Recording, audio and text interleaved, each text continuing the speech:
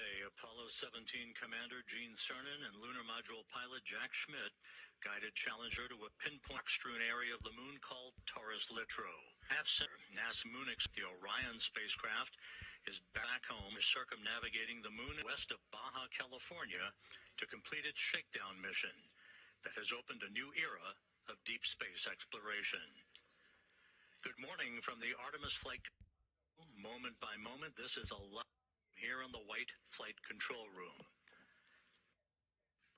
The target for Orion is growing larger in the field of view. Moment by moment, this is a live view of the Earth from a distance of 15,000 miles away.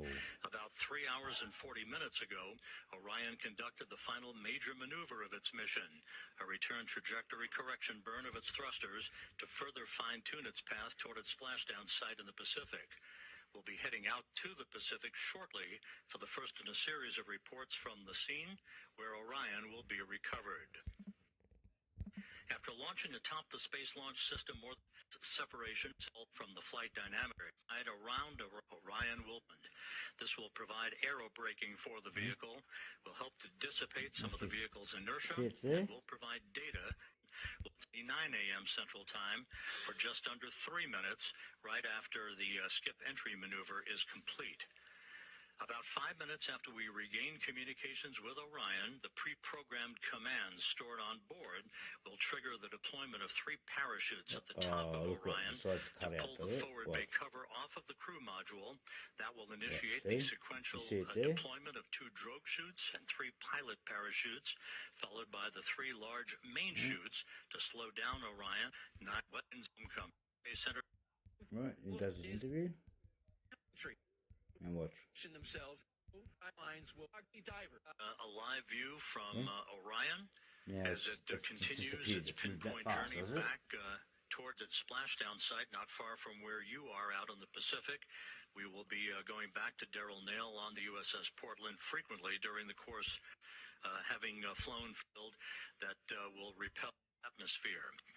It has been an incredibly successful mission for the Orion spacecraft. We'll be talking to a variety of people about all that, officials and managers and engineers throughout the course of our coverage today. But for the moment, let's take a visual and interactive look at this mission with NASA's Philip Hargrove, who will use the moon board to explain it all. Which day? Yes, welcome to the moon board here at the Apollo Saturn V Center. It's been a Super 16th that won the Space Coast. The boosters and the core stage got us going from 0 to over 17,000 miles per hour in just about 8 minutes. And then once all that was on its way out to engines.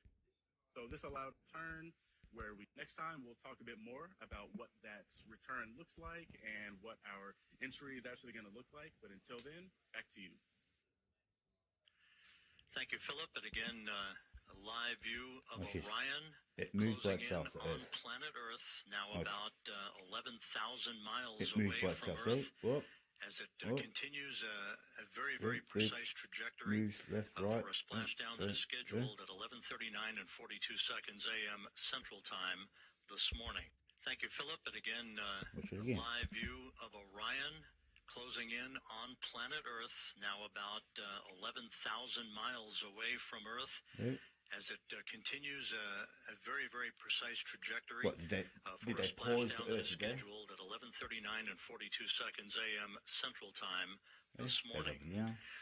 For Orion, launched from the Kennedy Space for a splashdown that is on planet Earth, now about 11,000 miles away from Earth.